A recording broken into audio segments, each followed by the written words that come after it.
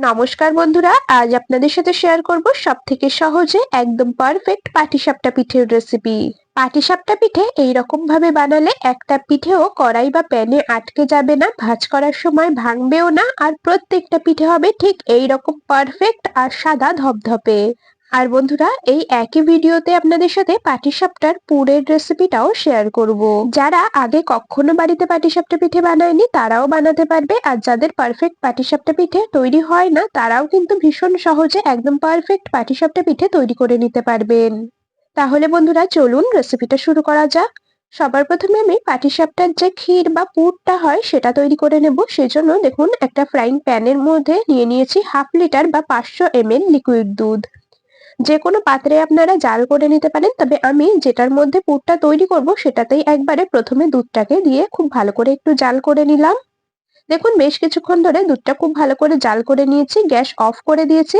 Gas off করা অবস্থাতেই এই দুধের মধ্যে দিয়ে দিতে হবে গুড়। আমি এখানে খেজুরের যে পাটালি গুড়টা হয় সেটাই নিয়েছি। গুড়গুলোকে একটু ছোট ছোট করে কেটে নিয়েছি। আর এখন যেহেতু শীতের মরশুম, বাজারে প্রচুর পরিমাণে খেজুরের পাটালি গুড় পাওয়া যাচ্ছে, তো খেজুরের গুড়টা দিয়েই পুর বানাবেন, তাহলে দেখবেন খেতে ভীষণ ভালো লাগে। তবে চাইলে আপনারা গুড়ের পরিবর্তে চিনিও ব্যবহার করতে পারেন।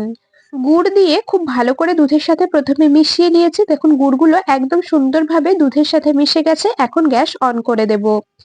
গ্যাস অন করে দিয়েছি, দুধটা একটু ফুটে এসেছে। এর মধ্যে দিয়ে দিলাম ছোট বাটির 1 বাটি কোড়ানো নারকেল। নারকেল কোড়া দিয়ে খুব ভালো করে আবারও দুধের সাথে মিশিয়ে নেব। এই সময়টা গ্যাসের ফ্লেমটাকে মিডিয়ামেই রেখেছি।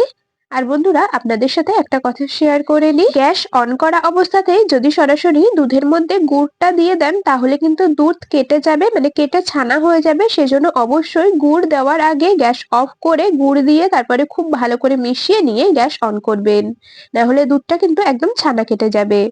তো এদিকে আমি নারকেল কোড়া দিয়ে বেশ ভালো করে মিশিয়ে নিয়েছি। এইরকম ভাবে অনেকটা সময় ধরে রান্না করে নিতে হবে, মানে যতক্ষণ না দুধের যে জলজলে ভাবটা পুরোপুরি শুকিয়ে যাচ্ছে আর বেশ একটা পুরের আকারে তৈরি হচ্ছে।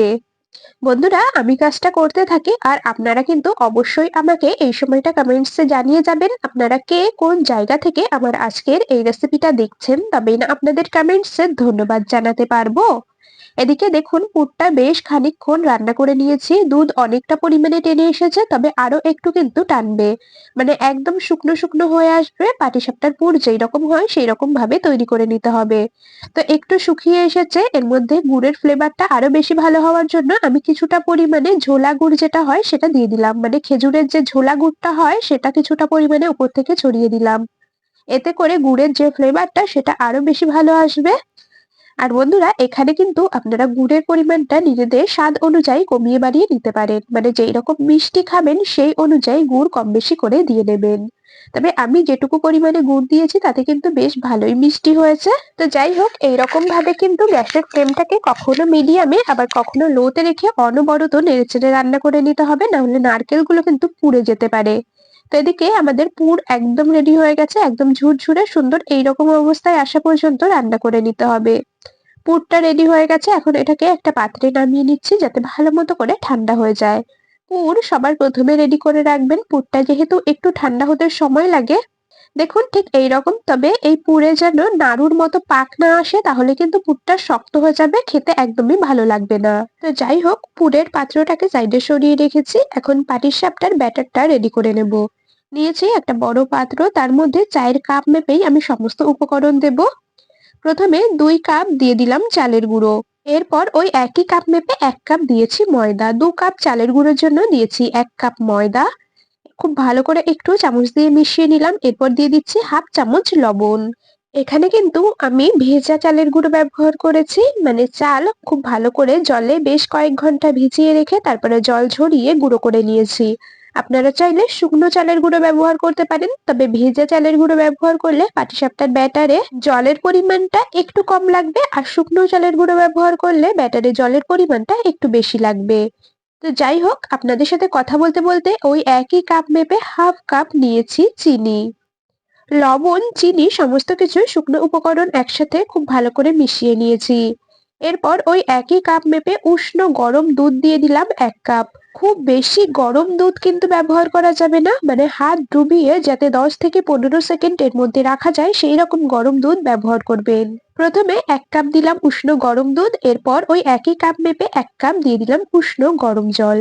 খুব বেশি গরম কিন্তু না, আবারও বলছি একদমই হালকা গরম জল এর মধ্যে দিয়েছি। আমি 1 কাপ দুধ দিয়েছি আর বাদবাকি যেটুকু লাগবে জল ব্যবহার করব। আপনারা চাইলে পুরো ব্যাটারটা দুধে গুলে নিতে পারেন, আবার চাইলে পুরোটা জল দিয়েও গুলে নিতে পারেন। আমি 1 কাপ দুধ আর বাকিটা জল ব্যবহার করব। 1 কাপ জল আর 1 কাপ দুধ দিয়ে খুব ভালো করে মিশিয়ে নিয়েছি। ব্যাটারটা তবুও মনে হচ্ছে একটু ঘন রয়েছে, সেই জন্য আরো হাফ কাপ দিয়ে দিলাম জল। এখন ব্যাটারটা একদম পারফেক্ট তৈরি হচ্ছে, এর মধ্যে আর কিন্তু জল দেওয়ার দরকার নেই।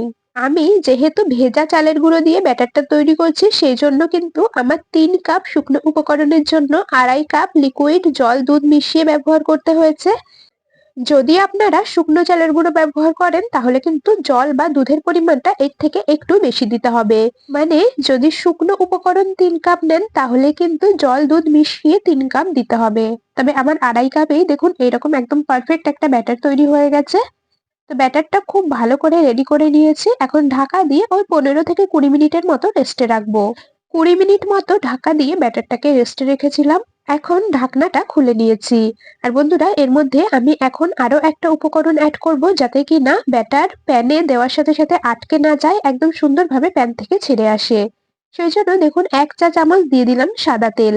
সাদা তেলটা অবশ্যই ব্যাটার তৈরি করার সব শেষে দেবেন, দেখবেন একটুও ব্যাটার কড়াইতে বা প্যানে কিছুতে আটকে যাবে না, খুব সহজেই কিন্তু পিঠেগুলো কড়াই বা প্যান থেকে ছেড়ে চলে আসবে। 1 চামচ আমি সাদা তেল দিয়েছি, খুব ভালো করে ব্যাটারের সাথে মিশিয়ে নিলাম। এদিকে আমাদের পাটিসাপটার ব্যাটার একদম রেডি হয়ে গেছে, এখন সাইডে সরিয়ে রাখবো, পিঠেগুলোকে তৈরি করে নেব। এখানে সেজন্য একটা ফ্রাইং প্যান বসিয়ে দিয়েছি। অবশ্যই চেষ্টা করবেন ননস্টিকের একটা প্যান বা তাওয়া ব্যবহার করতে, যদি একান্তই বাড়িতে না থাকে তাহলে আপনারা কড়াইতেও বানাতে পারেন। যদি ব্যাটারের মধ্যে অল্প একটু সাদা তেল দিয়ে নেন তাহলে দেখবেন কড়াইতেও পিঠেগুলো তৈরি করলে একটুও পিঠে নিচে আটকে যাবে না।